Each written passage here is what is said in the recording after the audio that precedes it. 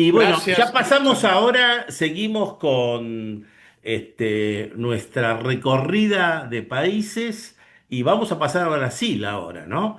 Pasamos a Brasil, tenemos con nosotros a nuestro querido amigo Alexis Couto de Brito. Él es abogado doctor en Derecho Penal de la Universidad de San Pablo, y además tiene el postdoctorado en la Universidad de Coimbra en Portugal y en Salamanca en España. Él es profesor de la Universidad Presbiteriana Mackenzie, de grado y de posgrado, y es abogado penalista en delitos económicos. Alexis, un verdadero placer de tenerte aquí con nosotros y te escuchamos muy respetuosamente. Muchas gracias, querido Humberto. Un placer estar aquí con todos los presentes. Como soy brasileño, el español no es el más adecuado, pero creo que me entenderán. Yo he preparado unas discusiones sobre el derecho penal tributario de Brasil, que, como todos saben, el derecho tributario penal en todos los países nos crea muchas dificultades de aplicación, de jurisprudencias y sentencias conflictantes. Pero tengo aquí, yo mismo manipulo mi presentación o no. Sí, ¿la vas a compartir, Alexis? Sí, Perfecto. perfecto.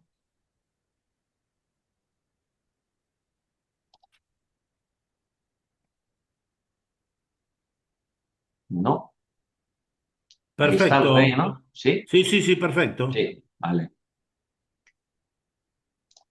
ahí, ya lo tenemos. Entonces, ¿qué preparé para hoy, ¿no? ¿Qué pretendo hablar? Pretendo hablar en tres temas muy rápidos, tres objetivos de la presentación. El primero, la evolución histórica y político-criminal del comportamiento de evasión fiscal, el delito fiscal. Una evolución de dos problemas muy serios. El primero, de la extinción de la punibilidad por el pago y una sistematización del escenario tras las recientes alteraciones legislativas, ¿no? Entonces, como la tradición occidental de la tutela penal, Brasil también tiene sus delitos fiscales y también ha pasado por muchas reformas fiscales, principalmente en momentos de crisis económicas. Y Brasil es, creo que, el campeón de crisis económicas de Latinoamérica, ¿no? Varios planos gubernamentales y hemos cambiado la ley y la jurisprudencia muchísimas veces. Antes de todo, una breve explicación, porque nosotros en Brasil tenemos una constitución de 1988. Entonces, antes de 88, desde los 60, teníamos una dictadura militar. Entonces, hay muchos problemas con la formalidad, con la autenticidad de la ley fiscal, como por decretos administrativos. Y también después de 88 un cambio de las propuestas constitucionales para los delitos fiscales, para el fisco como en general. Y nunca en Brasil tuvimos una responsabilidad de la persona jurídica por delitos fiscales. Entonces, que tenemos solamente responsabilidad para las personas físicas. Las personas jurídicas solo son imputadas por delitos medioambientales en Brasil. Entonces, cualquier delito que sea fiscal es cometido por una persona física, ¿no? Entonces nos tenemos una reglamentación anterior a 88. Entonces pasamos en 64 por un delito que es cuando empieza la dictadura militar en Brasil, ¿no? En 64, como un delito de apropiación indebida por una ley específica, pero de apropiación indebida. Y hemos cambiado sistemáticamente siempre garantizando o no garantizando ciertos derechos, algunos derechos relacionados al pago, a la extinción de la punibilidad o cosas de esta naturaleza. Entonces, que cambiamos como que 5 veces el régimen fiscal, de delitos fiscales, antes de nuestra constitución, antes del periodo democrático. Y este regímenes tienen una características. Entonces, que eh, la ley de 64 solo admitía el pago de las evasión antes de una decisión de primera instancia de un proceso fiscal, o sea, un proceso administrativo. Si el contribuyente pagase su deuda antes de la decisión administrativa, ahí estaría extinta su punibilidad y no se configuraría un delito fiscal. Después ampliamos un poco los momentos porque había unas dudas con relación al momento o a parcelamiento y tal de los delitos. Entonces, que si el contribuyente hiciera un depósito de los valores, eh, estos depósitos servirían como una suspensión de una tratativa penal. O si hiciera una rectificación administrativa tributaria, también no habría más un delito fiscal. Pero con estos decretos administrativos, si no se contemplaba los delitos de contrabando o contrabando en descamino, como los llamamos aquí, ¿no? Hay un delito que llamamos descamino, pero contrabando principalmente. Y no había una previsión para los delitos de contrabando, o sea, si el contribuyente pagase lo que debía a título de contrabando. Y ahí el Tribunal Supremo de Brasil, por un resumen que llamamos súmula, que son orientaciones generales para los jueces, ha decidido que el contrabando también estaría entre los delitos, entre las posibilidades de extinción de la punibilidad por el pago. Pero muy rápidamente el gobierno ha bajado otro decreto y lo ha quitado el contrabando de la posibilidad del pago de la extinción de punibilidad por el pago, ¿no? Y mientras tanto, ¿no? Todos los puntos eran discutidos. Mientras tanto, estas posibilidades de extinción de la punibilidad, el trato de un delito como delito administrativo o delito fiscal, había una discusión en el Tribunal Supremo sobre la legalidad de todas estas disposiciones, porque, como vemos, eran decretos administrativos bajados por el gobierno militar y mismo así la Constitución que estaba vigente en el momento no permitía que el trato tributario hubiera sido hecho por decretos administrativos solamente por ley. Entonces, cuando la dictadura se camina para el final, pasamos a necesitar de una ley general de delitos fiscales. Entonces, que en 1990 tenemos nuestra primera ley fiscal producida en el periodo de la democracia. Entonces, los tipos penales tributarios desde 88 son previstos en tres sistemas diversos. Dos sistemas en el Código Penal brasileño y un sistema de la Ley Penal Tributaria, que es la Ley 8.137 de 90.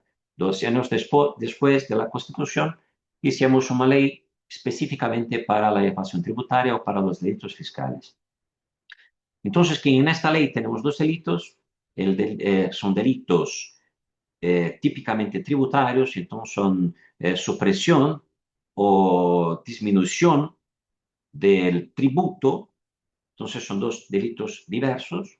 En el Código Penal tenemos dos delitos simplemente para los tributos relacionados con la seguridad social, que llamamos apropiación indebida y ocultación, y mantenemos los delitos más antiguos, más conocidos de descamino y contrabando.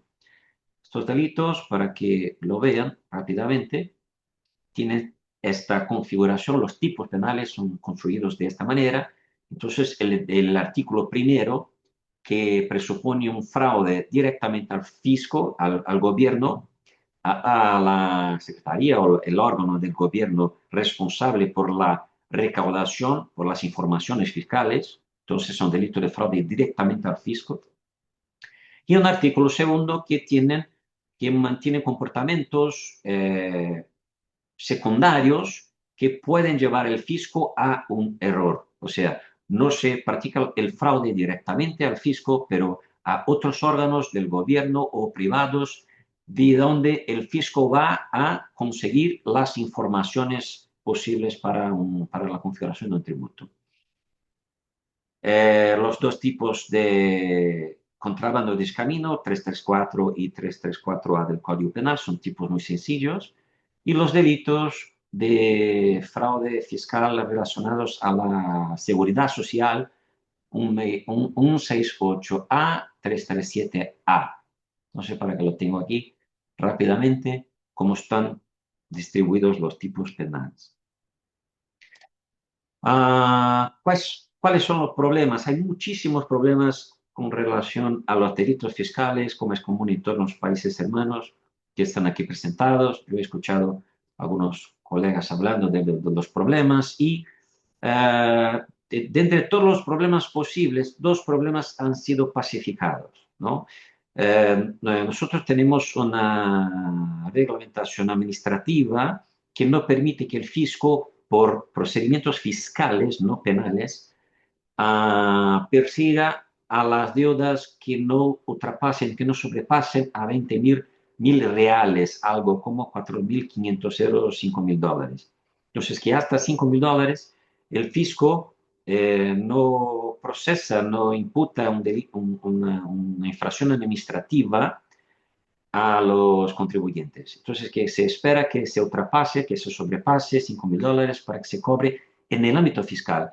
Entonces, por el principio de insignificancia, también el Tribunal Supremo no permite procedimientos penales en contra de personas que no tengan sobrepasado estos valores.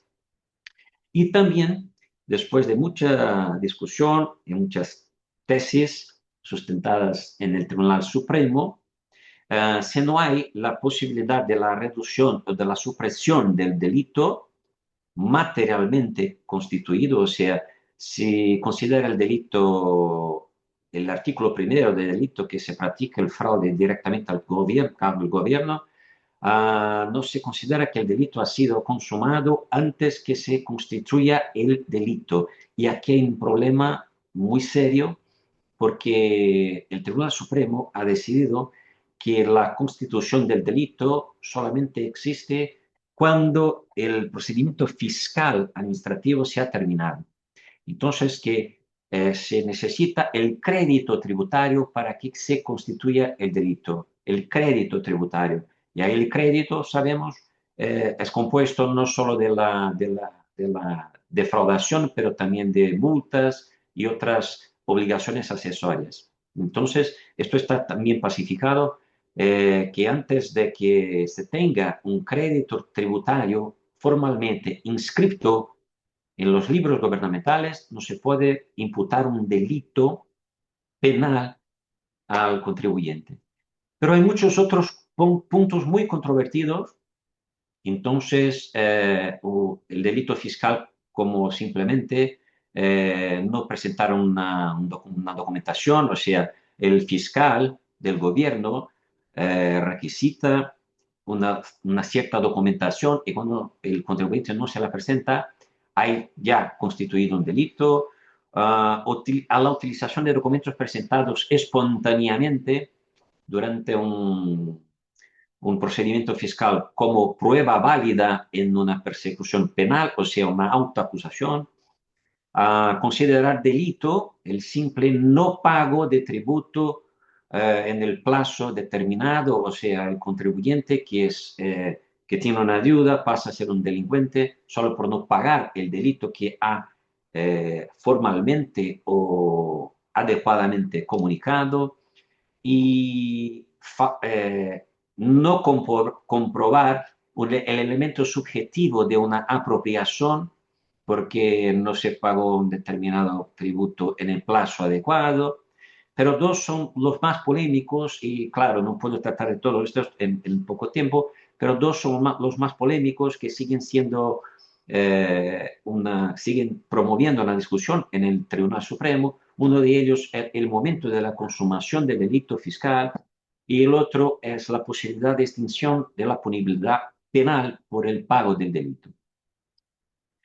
Hay un problema de parte general que el Tribunal Supremo ha simplemente ignorado, que es que el Código Penal de delito, como lo hacen los códigos, creo que occidentales en general, el Código Penal determina que el tiempo del delito es el tiempo de la acción y no el tiempo del resultado.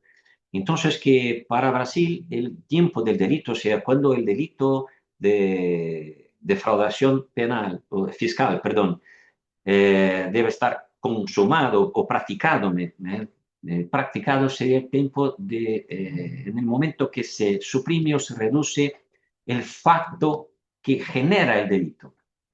Y con la pacificación del Supremo, este momento de la práctica de presentación del documento fraudulento, del fraude, no es el momento de la práctica. El Tribunal Supremo ha postergado para un momento posterior, o sea, el momento en lo cual termina el procedimiento fiscal y se tiene el crédito como el momento de la consumación. O sea, no es el momento que presento un documento falso y cometo el fraude al gobierno, pero sí después de que el gobierno lo descubre, hace un procedimiento administrativo fiscal, después de todos los recursos posibles, apelaciones, que sea, y el gobierno, el fisco, determina que hay un crédito, ahí sí está consumado el delito. Entonces, hay un problema porque algunos delitos que deberían estar prescritos no están prescritos, no hay una prescripción porque se extiende mucho el plazo prescripcional por una decisión judicial. Entonces, que se comete un delito en 2000 y el procedimiento fiscal se termina en 2010, por ejemplo, 10 años, lo que no es viable, claro, debería haber una prescripción penal y la prescripción penal solo empezará a partir de 2010 cuando se termina el procedimiento fiscal. ¿Sí? Y cuando se determina de esta forma, cuando el Supremo se manifiesta de esta forma, muchos delitos que estaban de hecho prescritos son como que resucitados, vuelven de la muerte y pasan a figurar en tribunales y a imputaciones y condenas por estos delitos que no deberían más ser perseguidos. Uh, la extinción de la punibilidad, el otro tema muy controvertido, la extinción de la punibilidad, ha pasado por una evolución legislativa vergonzosa, para decir, para encontrar una calificación, una vergüenza así muy continuada, hasta que ha hecho un cambio de 360 grados. Ha empezado de una manera, cambiamos por varias de otras maneras y volvemos al régimen inicial. Entonces son muchas leyes, aquí tenemos como 7 leyes que han cambiado esta disposición y cuáles son los problemas por los cuales pasamos. Entonces, ¿qué pasa del 90 en Brasil? Una contextualización muy rápida. Después de 90, a partir de los 90, 92, 91, 92, tenemos en Brasil una inflación así enorme, enorme inflación, con más de 100% al mes. Y esto genera una crisis muy grande de las empresas en general, que no consiguen pagar los impuestos, los sistemas bancarios que trabajan con los efectivos. Entonces, que muchas y muchas empresas sufren con los planos económicos. Hay planos económicos de toda suerte. Entonces, que planos económicos, principalmente un plan económico que secuestra el dinero de las empresas en el banco, que todos se quedan con mucho poco, como con $5,000, algo así, y las empresas entonces comienzan a perder los clientes y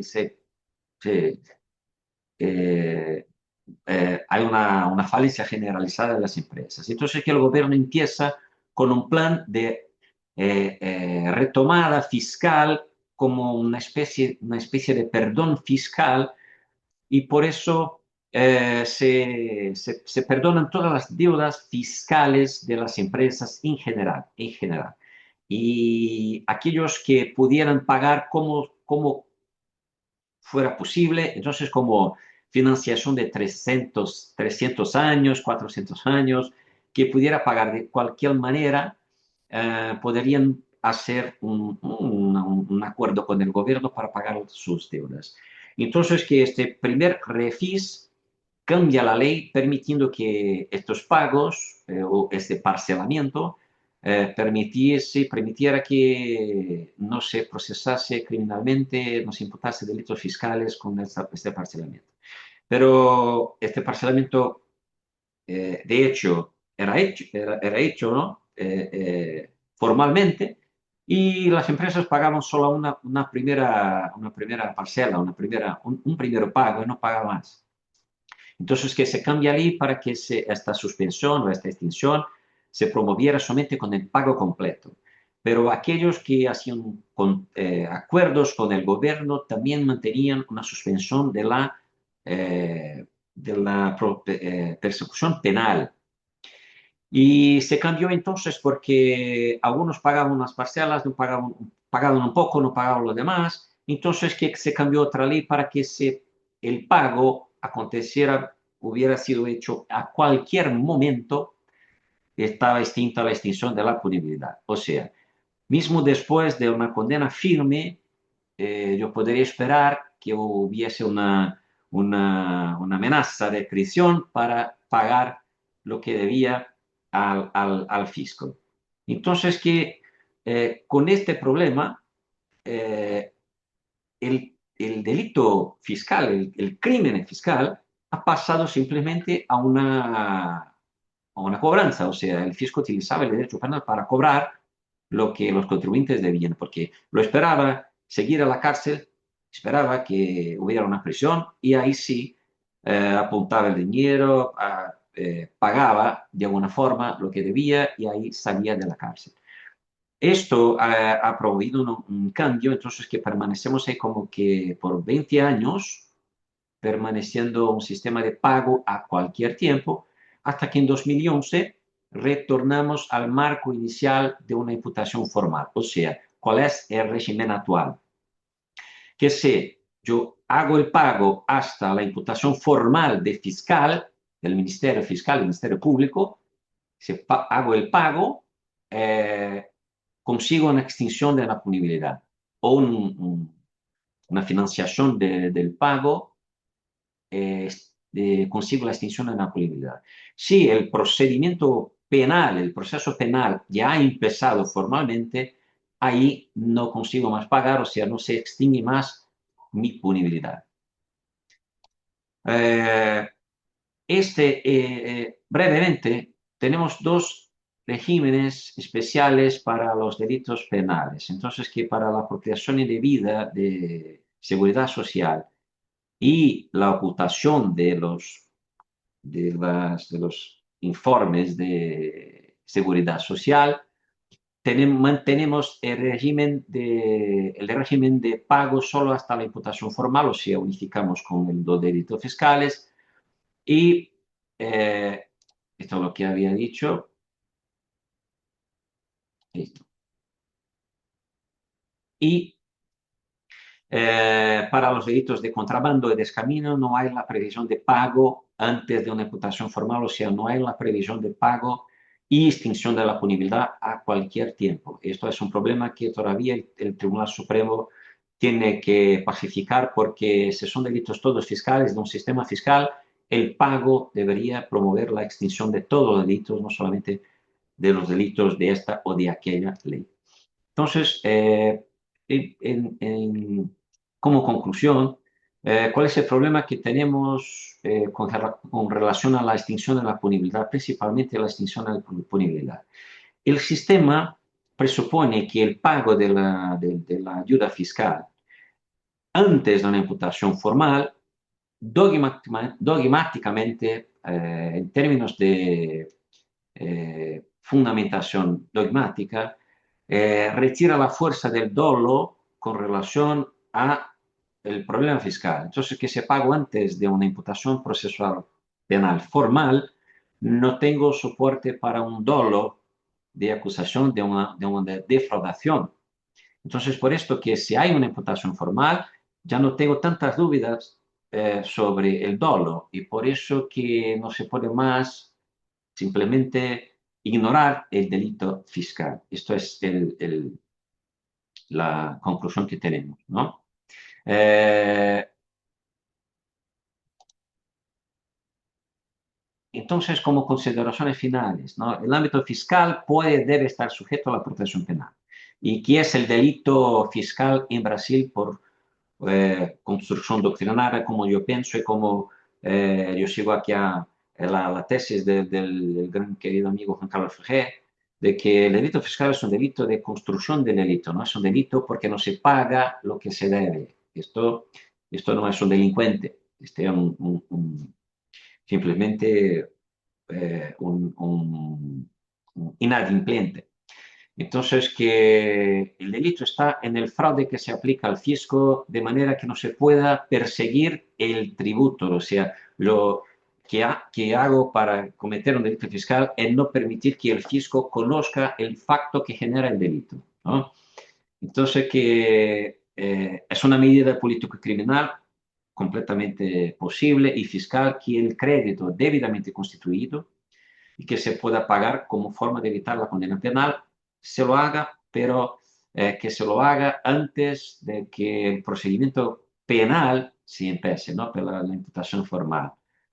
Y toda la dogmática parece ajustarse a una posición exclusivamente política, incluso contra la ley, para satisfacer el deseo de recaudación del Estado, en violación directa de la Constitución que prohíbe expresamente la prisión por deudas civiles. O sea, se utiliza el derecho penal para cobrar deudas civiles cuando se permite que se pague a cualquier tiempo, incluso después de una condena firme en el ámbito penal. Con esto termino agradeciendo y pidiendo perdón por los errores de español y por la brevedad del tiempo. Gracias.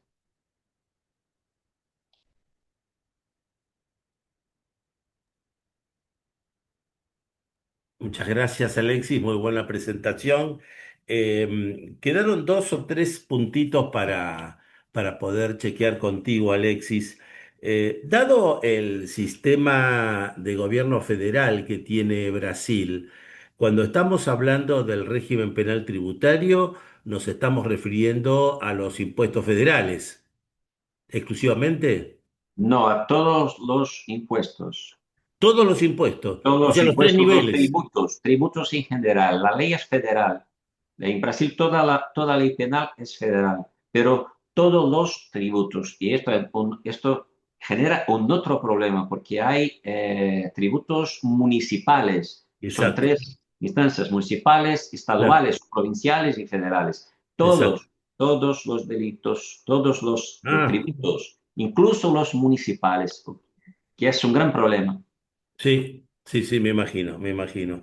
En segundo lugar, cuando vos hablabas de los delitos previsionales incorporados en el Código Penal, te referías a la apropiación indebida y a la ocultación.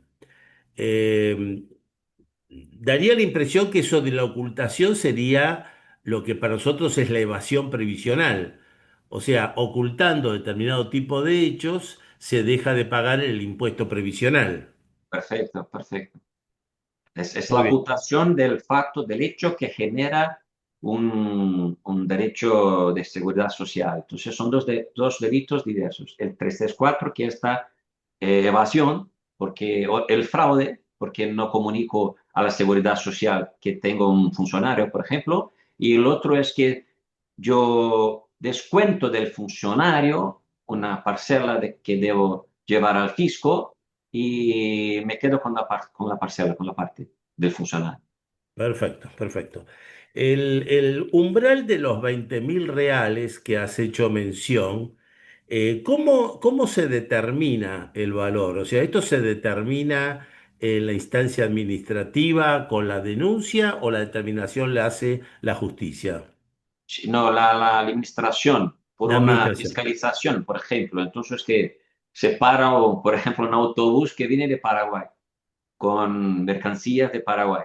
Entonces, que fiscal lo hace un informe, ese no ultrapasa 20.000 reales, simplemente quita la mercancía y no empiezan un procedimiento fiscal para cobrar los tributos. Si ultrapasa, se sobrepasa 20.000, ahí también quita la mercancía y empieza un procedimiento para una multa fiscal. Perfecto, ya que lo hace la administración. Y dentro de los aspectos controvertidos, Alexis, hay un tema que a ver si lo podías redondear, porque parecería, pero no sé si es exactamente así, parecería que la falta de presentación de declaración jurada y falta de pago, ¿este sería un delito para Brasil? Sí, es que tenemos dos delitos fiscales con varios hechos típicos diversos. Entonces, que hay un delito secundario que tiene una pena baja como de 6 meses a 2 años. Y en este hay una previsión de que cuando un empresario o una persona física se queda con una cierta determinación tributaria y no lo pasa al fisco, es un delito. Pero hay un problema, es que es un poco complicado porque el contribuyente es el empresario. Yo que vendo una televisión, por ejemplo, un coche, estoy a vender un coche. Yo que vendo el coche soy el responsable por el tributo. Yo tengo que hacer el pago del tributo.